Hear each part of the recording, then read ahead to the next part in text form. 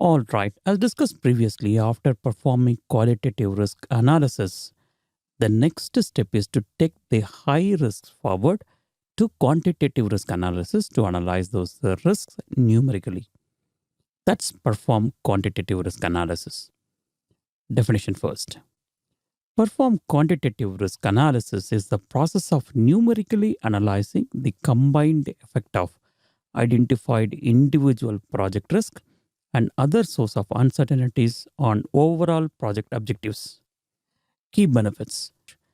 The key benefit of this process is that it quantifies overall project risk exposure and it can also provide additional quantitative risk information to support risk response planning.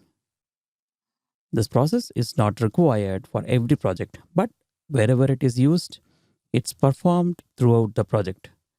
The use of quantitative risk analysis for a project will be specified in project risk management plan.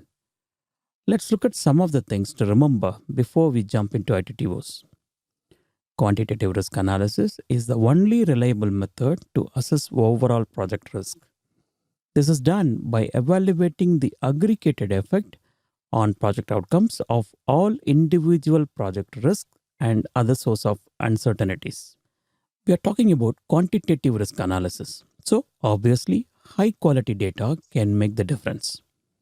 Quantitative risk analysis usually requires specialized risk software and expertise in the development and interpretation of risk models. It also consumes additional time and cost. It's most appropriate for large or complex projects, strategically important projects, or in which key stakeholders requires it.